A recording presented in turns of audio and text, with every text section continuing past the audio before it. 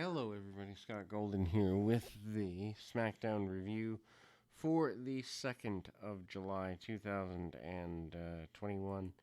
I say it weekly. I don't understand how this is a national product. I don't understand how this is a network television product. It is not a shot at the talent themselves, it is a shot at the storytelling and, well, in some cases, the talent, especially having let go of probably 15 to 20 talents over the last several weeks to be employing some of the people they employ. I don't get it. There is more good on SmackDown than there has been in recent years, but by far not a can't miss show. Anyway, so they recap Edge's return from last week, highlights of Roman Reigns destroying Kevin Owens, and The Fiend, Braun Strowman, Rey Mysterio Jr., and Daniel Bryan. They really have done a good job with getting Reigns over as a major heel. Probably the first time that they've had a major heel in, I don't even know, maybe 10 years? But it's been a long time, and they have done a good job. It's taken a while, but they got there. Anyway, Edge comes out, gets in the ring. He notes that WrestleMania was supposed to be the culmination of the journey. He's certain he'd win the title 10 years after retiring. And then ultimately, it is what it is. Obviously, that doesn't happen. Edge still can't believe what has happened and that it didn't turn out the way he intended. He thinks about the match on a regular basis, and he's rewatched it, pointed out that he couldn't blame Daniel Bryan or Jey Uso for what happened. He has to blame himself. He admits that in 2006, Edge would have complained, but things are different in 2021. Just think about that, too. In the sense of, he was relevant 15 years ago. It speaks to how poorly WWE makes new stars that someone from 15 years ago in their prime is here now. Anyway, after being in the ring with Reigns, Edge is certain that he can beat him. Even Reigns knows that Edge is going to beat him. They show a still shot of Edge with a crossface on Reigns using a piece of broken chair. Edge knows he's got Reigns' number, promises to win the Universal title at Money in the Bank. I don't know that I would waste Edge on a throwaway show. Of course, all the shows are throwaways on Peacock now, in the sense of even WrestleMania and SummerSlam don't feel like big deals anymore. Anyway, Jimmy Uso approaches Paul Heyman in Roman Reigns' locker room. He's furious that Edge has inserted himself into the issue with Reigns and insulted Reigns in the process. Uso says he has his back, just like he says he knows Reigns has his. And Uso promised promised to pay back Edge for his comments when Reigns arrive. Rick Boggs introduces King Shinsuke Nakamura, plays him into the ring, and out jumps Michael Cole. And then they recap Nakamura beating Corbin to win the crown. Just under 9 minutes, Big E and Shinsuke with Boggs defeat Corbin and Apollo Crews. Match is, I guess, okay. It's a time filler. I hate time fillers on television programs when you're spending that much money.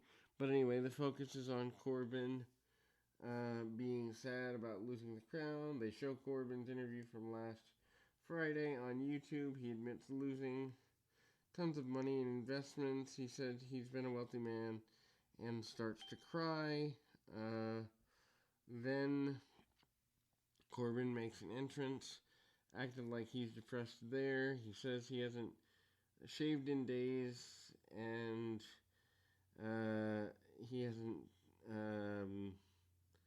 done anything of value. Greg Hamilton starts to introduce King Corbin, but then corrects himself. Corbin seems distracted for the whole match. Crews has an early advantage. Hits a shoulder tackle, yells at Corbin to stay focused. Obviously, that doesn't happen. Cruz tags in Corbin after having some bit of an advantage. Hesitates, and Biggie knocks him off the apron. Corbin recovers and rocks Biggie with a clothesline, and then tosses Biggie over the barricade. Back from the break, Corbin is in control and scores a near fall. Heels isolate Big E on their side of the ring. Cruz follows up with a standing dropkick and slows the pace into a front face lock. Corbin then makes a blind tag and slams Big E for near fall. Nakamura breaks up the pin. Cruz and Nakamura brawl around ringside. Corbin slows the pace down, and Boggs jumped on the mic, and they show footage of Corbin's car getting repossessed, and this is just goofy. Bayley and Bianca Belair have a segment.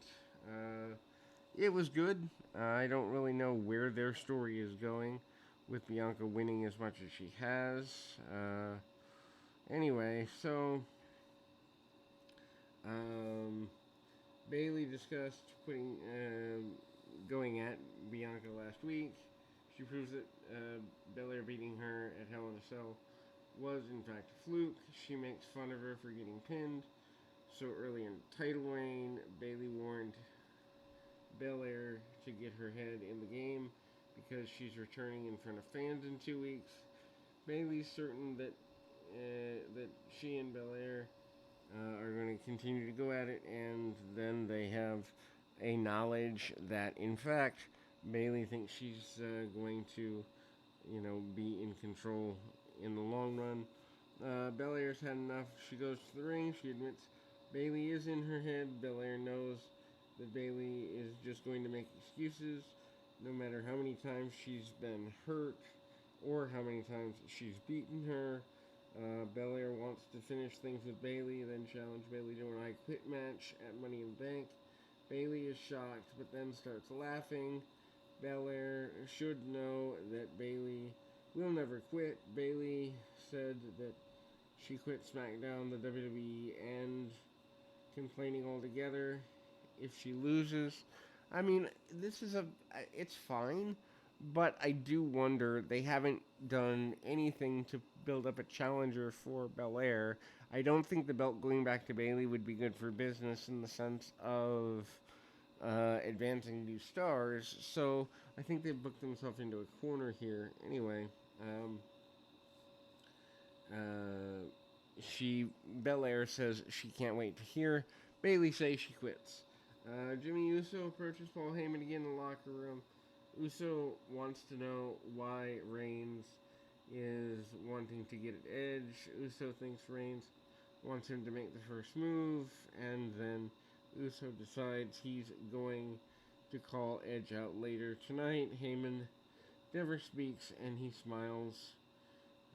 His smile disappears when Uso leaves. Then, last man standing Money in the Bank qualifying match. What a goofy thing to do. Waste a last man standing match on a free television show, and also in a feud that's been going on and off and on and off for years. I don't know. It's just here. Kevin Owens defeats Sami Zayn in 22 and a half minutes. It was a good match. They did work hard, and they tell a decent story. Michael Cole puts over the rules of the contest throughout, and match runs reasonably long here, obviously, at 22 minutes. Owens goes right at Zayn in the corner, follows with a cannonball. Zayn beats the count. Owens then manages to go at him at ringside, sends him into the barricade. Why is the barricade everyone's favorite weapon these days? Owens backdrops Zayn over the barricade, slams him into the dasher screens. Owens follows up with a senton off the barricade. Zayn beats the 10 count back in. Zayn slams Owens into a table. Table doesn't break. Owens struggles to beat the count, but he does. Back from a commercial break, Owens is back in control, nails Zayn with a chop. Zayn tries fighting back. Owens picks him up and throws him in the ring and into the post. And then Zayn gets suplexed a bit here. And then Owens had grabbed a couple of tables, tries to superplex him through them. Zayn fights back, knocks Owens down, sends him back to the floor. Owens gets nailed with a dive. Owens beats the count back in. Zayn attempts a superplex. Owens counters with a fisherman suplex. They both beat the 10 count back after doing a double down. Back from a second commercial break. Zayn's in control. He attempts to suplex Owen off the stairs onto a table. Owens breaks that. And they end up brawling on the apron. Owens goes for a stunner. Zayn then counters with a half Nelson suplex. And Owens barely beats the count. Zayn follows up with a haluva kick, but Owens beats the count again. He hits a second kick, but Owens is up. Zayn yells at him to stay down. Zayn then hits a third haluva kick. Referee almost gets 10. Owens rolls out of the ring and stands up. Zayn is furious and goes for the DDT around the post, but Owens counters with a super kick. Owens follows up with a pop-up powerbomb and a stunner. Zayn rolls to the floor, but then Owens follows him out. Owens then tells Zayn this is karma. He powerbombs Zayn through the announcer's table, picks Zayn up right away and gives him another powerbomb through another table. And Owens picks him up a third time, gives him a powerbomb on the ring apron for the win. Owens then qualifies for the Money in the Bank ladder match. Backstage, Megan approaches Edge. She asks about Jimmy Uso, calling him out. Edge knows that it's just a trap, but he doesn't care because he's tired of Reigns and family. Michael Cole confirms the I Quit match for Money in the Bank. And then Boggs follows Baron Corbin around and makes a bunch of jokes at his expense. Sonya Deville announces the next participant in Money in the Bank. This is horrible. This is horrible because how come men have to qualify, women just get announced? How come it's random and arbitrary? How come it doesn't really matter? Anyway, so Deville announces that Zelina Vega is back and she's the next entrant. That's a bit of a surprise. So whatever they worked through legally has been worked through. Interesting that she chose to stay with WWE, and should be interesting going forward. She said she'd cash in the Money in the Bank contract on either Raw or SmackDown or NXT Women's Champion. That makes sense. Liv Morgan interrupts. She's furious that Vega is in the match and she's not. Morgan, the announcer, notes that Vega and the announcer notes that she doesn't deserve to be in. Vega claims to be one of the most popular superstars in WWE history. Morgan slaps her in the face, demands a match with Vega right then and there. Vega's return is a surprise, but it's basically a recap of the angle. Anyway, Liv Morgan defeats Zelina Vega in under 2 minutes. Match starts during a commercial break, so we're really supposed to care about it. Vega then is in control and scores a near fall. Morgan then fights back. Vega recovers. She rocks Morgan with a clothesline and a secondary near fall. Vega hits a running knee for a near fall, and she yells and screams and carries on a bit. But Vega tries rolling up Morgan, holding him tight. The referee catches her, and then there's a roll up there. And she gets her tights held for the win. Rollins walks into Adam Pearce and Sonya Deville's office. He's furious that Edge is getting a title shot instead of him. Deville promised Rollins that he could enter the Money in the Bank, and if he beats Cesaro next week, he can enter that. And then they recap Otis destroying the Street Profits. Otis with Chad Gable defeats Angelo Dawkins in 2 minutes. Squash match for Otis. Otis is a guy that honestly, they pushed him to the moon. They pulled the push back. He's never been great. I guess he's got some amateur background, so they keep him for that purpose. But that's a cut they could have made. Him and Corbin, for that matter. Both cuts they could have made, and no one would have cared. But instead, they cut talented people who people do care about. Anyway, Dawkins has an early advantage until Otis takes over. He attacks Dawkins, goes after his shoulder, and sends him into the corner. Follows up with a splash off the second turnbuckle, and hits a Vader bomb for the win.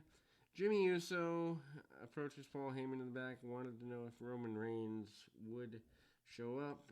Heyman then notes that Reigns shows up and when he wants, and Jimmy calls out Edge. Uso liked the idea, heads to the ring, and we close with a talking segment because that's what we need on a wrestling show.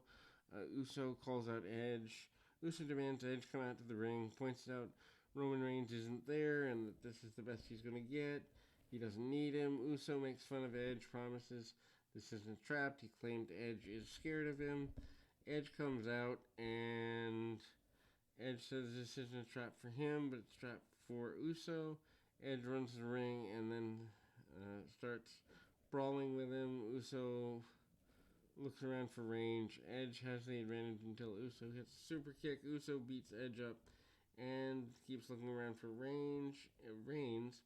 Edge then fights back and locks on the crossface. Uso taps out. Edge releases the hold and then hits a spear. He applies crossface again and uses a piece of broken chair to end SmackDown. I mean, good heat to put on Edge, but at the same time, does anyone really care about this going forward with Edge already getting beaten by Reigns? Probably not. Anyway, till next time, keep your feet on the ground, your mind in the moment.